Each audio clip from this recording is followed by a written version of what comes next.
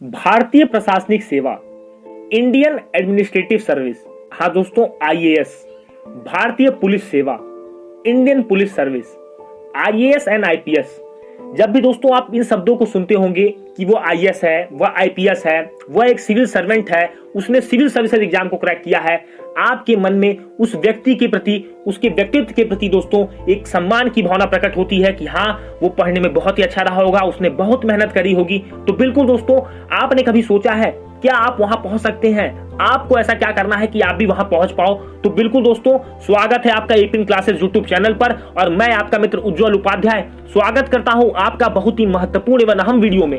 देखिए दोस्तों, आज मैं आपसे बात करने वाला हूं कि भारत सरकार की सबसे बड़ी सेवा, इस प्रतिष्ठित सेवा को कैसे ज्वाइन करें, क्या क्या योग्यता आपके पास होनी चाहिए कि आप इस सेवा को ज्वाइन कर पाए दोस्तों, और एक सिविल सर्वेंट बन पाए और सोसाइटी में अपना योगदान दे पाए, समाज के लिए आप कुछ कर पाए। दोस्तों अपने लिए तो सब कर रहे हैं, इस सेवा में आने के बाद आप समाज के लिए बहुत बड़ा काम कर सकते हैं, एक इम्पैक्ट डाल सकते हैं, आप दोस्तों चेंज ला सकते हैं, खुद एक चेंज बन सकते हैं दोस्तों, सोसाइटी के लिए, आप समाज के लिए बहुत अच्छा कर सकते हैं। तो बिल्कुल दोस्तों, आज मैं आपसे बात करने वाला हूं कि 10वीं के बाद से ही इसकी तैयारी कैसे करें। कहने का मतलब 10वीं के बाद ही आईएएस आईपीएस कैसे बने, किस तरह से अपने कैरियर को डिजाइन करें, किस तरह से कैरियर को अपनी दिशा दें दोस्तों, दिशा दशा तय करें इसकी कि आप इस अपने लक्ष्य को, अपने दोस्तों अल्टीमेट गोल को आप प्राप्त करें। तो बिल्कुल दोस्तों, सबसे बड़ी बात जान लीजिए, 10वीं के बाद आप किस साइड से हैं, आप चाहे आपने आर्ट्स लिया हो, आपने चाहे कॉमर्स लिया हो, आपने चाहे साइंस लिया हो, इस परीक्षा में दोस्तों थोड़ा भी मैटर नहीं करता, तनिक भी मैटर नहीं करता दोस्तों। इसका कोई महत्व नहीं है कि आप किस साइड से पढ़े हो,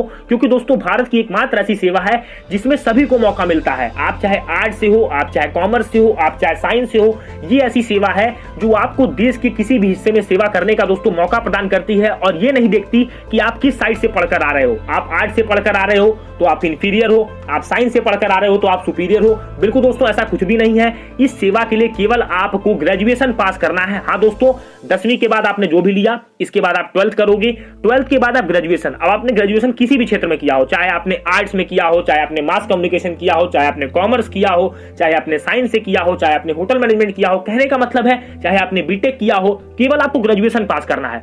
अब ग्रेजुएशन आपका दोस्तों 3 साल से लेकर के 5 साल वाला ग्रेजुएशन होता है, 4 साल का भी ग्रेजुएशन होता है, आप जिसमें पास कर पाओ। बिल्कुल दोस्तों, आपको केवल ये होना चाहिए, आपके पास बैचलर डिग्री होनी चाहिए। इसके बाद आप इस फॉर्म के लिए एलिजिबल हो। जहां तक बात है परसेंटेज की, तो दोस्तों ये ऐसी सेवा है जो आपसे परसेंटेज की मांग नहीं करती है, ये आपकी एबिलिटी को बस जांचना चाहती है कि क्या आप एक दोस्तों सिविल सर्वेंट बन पाओगे, क्या आप एक प्रशासनिक सेवक बन सकते हो। बिल्कुल, इस एग्जाम का केवल एम यही होता है कि भारत सरकार के लिए, भारत के लिए दोस्तों हम लोग ऐसे प्रशासनिक सेवक की तैयारी कराएं, ऐसे प्रशासनिक सेवक को दे पाए जो दोस्तों हमारे देश को चला पाए, जो दोस्तों हमारे देश के प्रशासन को चला पाए। तो बिल्कुल दोस्तों, केवल आपकी ये कला, एडमिनिस्ट्रेटिव स्किल को ही केवल ये चेक करती है, बाकी आपके पास परसेंटेज कितने हैं इसका दोस्तों इसका कोई महत्व इस एग्जाम में नहीं रह जाता है। तो सबसे बड़ी बात, एलिजिबिलिटी आप जान लीजिए, ग्रेजुएशन इन एनी स्ट्रीम। हाँ दोस्तों, अगर आप फाइनल ईयर में हैं तो भी आप इस फॉर्म को अप्लाई कर सकते हैं। बहुत सारे बच्चों के मन में डाउट आता होगा, सर क्या मैं फाइनल ईयर में हूं तो मैं क्या अप्लाई कर सकता हूं? बिल्कुल आप अप्लाई कर सकते हैं। हालांकि एग्जाम खत्म होने तक, रिजल्ट आने तक आपके पास अपनी ग्रेजुएशन की मार्कशीट होनी चाहिए, जिससे कि आपको दोस्तों आगे प्रॉब्लम ना हो आगे के स्टेजेस में। तो बिल्कुल ऐसा होना चाहिए। आप प्रीलिम्स का पेपर भर सकते हैं, आप अगर फाइनल ईयर में है तो बिल्कुल, 3rd ईयर वाले अगर लास्ट ईयर में है तो भर सकते हैं, बीटेक वाले अगर 4th ईयर में है तो भी भर सकते हैं दोस्तों। तो जिस भी ईयर में आप ग्रेजुएशन के लास्ट ईयर में है तो आप बिल्कुल इस फॉर्म को भर सकते हैं। एज लिमिट की बात करते हैं दोस्तों, तो देखिए मैं कैटेगरी वाइज आपको बता दे रहा हूं। जनरल कैटेगरी के अगर आप हैं तो आपकी उम्र सीमा 21 से 32 साल होनी चाहिए। बिल्कुल दोस्तों, अगर आपकी उम्र सीमा इसके बीच है, 21 से 32 साल के बीच, तो आप इस फॉर्म के लिए एलिजिबल हैं। इस फॉर्म को आप भर सकते हैं, इस एग्जाम को आप दे सकते हैं। अगर आप ओबीसी से आते हैं तो आपकी उम्र सीमा 21 से 35 साल होनी चाहिए। अगर आप SC ST से आते हैं दोस्तों तो आपकी उम्र सीमा 21 से लेकर के 37 साल तक होनी चाहिए। अब बात करते हैं नंबर ऑफ अटेम्प्ट्स की। हाँ दोस्तों, कितने प्रयास आप दे सकते हैं सिविल सर्विसेज में। तो एक बात जान लीजिए दोस्तों, जर्नल अगर कैटेगरी से आप अगर आते हैं तो आप 6 अटेम्प्ट दे सकते हैं। बिल्कुल दोस्तों, और जान लीजिए अगर आपने फॉर्म भर दिया, अगर आपने फॉर्म भरा बिल्कुल, और दोस्तों आपने एग्जाम नहीं दिया, तो क्या आपके अटेम्प्ट काउंट होंगे? बिल्कुल दोस्तों, आपके अटेम्प्ट काउंट हो जाएंगे क्योंकि आपने फॉर्म फिल कर दिया है इस एग्जाम का, और बिल्कुल आप जाकर बैठेंगे तो आपके अटेम्प्ट बिल्कुल काउंट होने वाले हैं यहाँ पे। तो आप जितने भी एग्जाम में बैठेंगे तो तभी आप इसका फॉर्म भरें जब आपकी तैयारी बहुत अच्छी हो, क्योंकि दोस्तों यहाँ पे हर अटेम्प्ट आपका मैटर करता है। तो अगर आप फॉर्म आपने भरा है, आप एग्जाम जाकर दे रहे हो, तो बिल्कुल आपके अटेम्प्ट काउंट होंगे। ऐसा नहीं कि आप पास हो गए नहीं होगे, उससे मतलब नहीं है। यहाँ पर आपने एग्जाम दे दिया, फॉर्म भर दिया, तो आपका अटेम्प्ट काउंट होना है। तो जनरल कैटेगरी के पास 6 अटेम्प्ट है, ओबीसी के पास 9 अटेम्प्ट हैं, और एससी एसटी के पास दोस्तों अनलिमिटेड अटेम्प्ट हैं। जब तक आप चाहें तब तक आप एग्जाम दे सकते हैं अपने एज लिमिट के अंदर, मतलब कि जब तक आप 37 साल के पूरे नहीं हो जाते तब तक आप इस एग्जाम को दे सकते हैं। करते हैं दोस्तों इसकी परीक्षा पैटर्न की, एग्जाम पैटर्न की। तो देखिए दोस्तों, यहाँ पर 3 स्टेजेस में एग्जाम्स होता है। एक होती है प्रीलिम्स की परीक्षा, प्रारंभिक परीक्षा दोस्तों, एक होती है मेंस की परीक्षा, मुख्य परीक्षा, और दोस्तों तीसरी होती है इंटरव्यू, जिसको हम कहते हैं साक्षात्कार। बिल्कुल दोस्तों, तो आप समझ लीजिए प्रीलिम्स में 2 पेपर होते हैं दोस्तों। एक आपका सीसैट का पेपर होता है जिसको हम कहते हैं सिविल सर्विसेज एप्टीट्यूड टेस्ट, जो कि दोस्तों 200 नंबर का होता है, 80 क्वेश्चंस आपसे पूछे जाते हैं। और दोस्तों अगला जो पेपर होता है वो आपका जीएस का पेपर होता है, जिसमें कि सभी सब्जेक्ट्स आते हैं आपके, हिस्ट्री, ज्योग्राफी, इकोनॉमिक्स, पॉलिटी, जो भी सब्जेक्ट्स आपके दोस्तों हैं, इससे रिलेटेड सब सब्जेक्ट्स आपके आते हैं उसमें भी दोस्तों 200 नंबर का पेपर होता है। आपको दोस्तों समय मिलेगा, आपको इस पेपर में, सीसैट की पेपर में दोस्तों आपको 33% मार्क्स, कहने का मतलब दोस्तों 200 में आपको 66 नंबर जरूर लेकर के आना है। अगर आप सीसैट की पेपर में क्वालिफाई करते हो तो ही आपका सेकंड पेपर चेक होगा दोस्तों, जीएस का पेपर चेक होगा, अदरवाइज दोस्तों आपका जीएस का पेपर ही नहीं चेक होगा। बिल्कुल, तो आपको सीसैट को क्लियर करना है। इसके बाद आपकी जीएस के पेपर के दम पे मेरिट बनेगी, फिर आप मेंस की परीक्षा के लिए जाओगे दोस्तों। मेंस में आपको कई सारे पेपर देने होंगे, ऑप्शनल के पेपर देने होंगे, कई सारे सब्जेक्ट्स के पेपर आपको देने होंगे। मेंस परीक्षा देने के बाद आपकी दोस्तों लिस्ट आएगी, और मेंस के बाद आपको इंटरव्यू के लिए कॉल किया जाएगा दोस्तों, जो कि जनरली आपका इंटरव्यू 45 मिनट से लेकर दोस्तों 1.5 आवर तक चल सकता है। अगर आप बहुत अच्छा, आपसे एग्जामिनर इंप्रेस हो गया है, आपसे इंटरव्यूअर इंप्रेस है, तो आपका इंटरव्यू लंबा भी खिंच सकता है। तो बिल्कुल आपको 45 मिनट से 1.5 घंटे के लिए आपको इंटरव्यू देना होगा। इसके बाद आपकी ऑल इंडिया मेरिट आएगी, और दोस्तों उसमें आपका नाम होगा, तो आप चयनित हो जाएंगे, और दोस्तों आपको अल्बसना में भेजा जाएगा। बिल्कुल दोस्तों, मसूरी में आपकी ट्रेनिंग शुरू हो जाएगी। तो दोस्तों वहां जाने के लिए आपको बहुत ज्यादा मेहनत करनी होगी, एक सही दिशा में मेहनत करनी होगी। बात करते हैं 10वीं के बाद इसकी तैयारी कैसे शुरू करें। तो देखिए दोस्तों, 10वीं के बाद आपको अपने अंदर कुछ चेंजेस लाने होंगे। जैसे 10वीं के बाद मान लीजिए कि आपने कोई भी साइट चुनी, तो आप न्यूज़पेपर रीडिंग पे बहुत ज्यादा ध्यान दीजिए, क्योंकि मैक्सिमम क्वेश्चन दोस्तों आप देखोगे जिससे जो भी तैयारी कर रहा है उससे आप पूछो।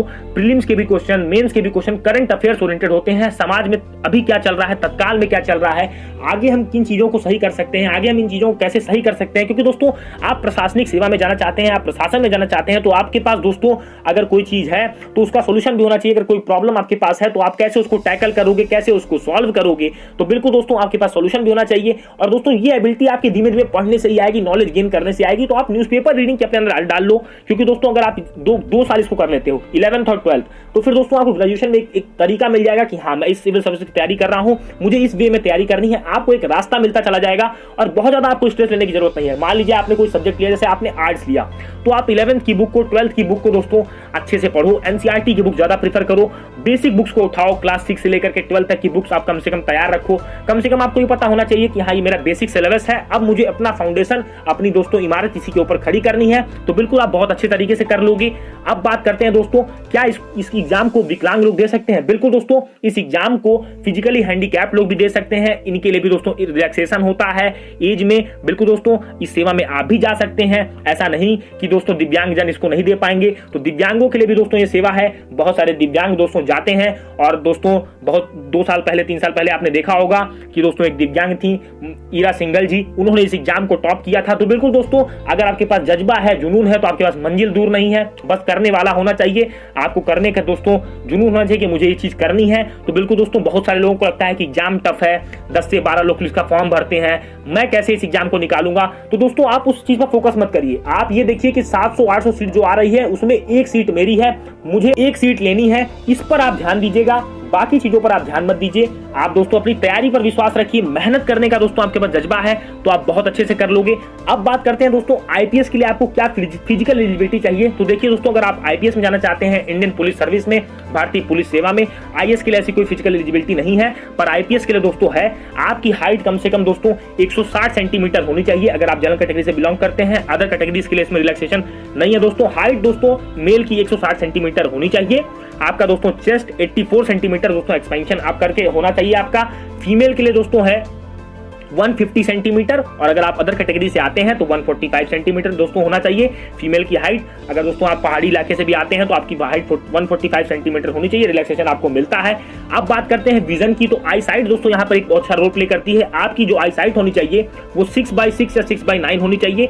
अगर बोर्स आई का केस है दोस्तों तो 6/12 होनी चाहिए। कहने का मतलब अगर आप स्पेक्स लगाते हैं तो स्पेक्स लगाने के बाद आपका आई जो दोस्तों आई साइट होनी चाहिए वो 6/6 होनी चाहिए, और दोस्तों विदाउट ग्लासेस आपकी जो आई साइट होनी चाहिए वो 6/12 होनी चाहिए। तो ये आईपीएस के लिए दोस्तों फिजिकल एलिजिबिलिटी है। अब बहुत सारे बच्चों के मन में डाउट आता होगा, क्या सर आईपीएस के लिए अलग एग्जाम होता है? तो नहीं दोस्तों, यूनियन पब्लिक सर्विस कमीशन संघ लोक सेवा आयोग केवल आपको एक ही एग्जाम देना है, चाहे आप आईएएस में जाएं, चाहे आप आईपीएस में जाएं दोस्तों, चाहे आप आईआरएस में जाएं, चाहे आप आईआरटीएस में जाएं, किसी भी डिपार्टमेंट में आप जाना चाहते हैं, इसी एग्जाम को आपको क्रैक करना है।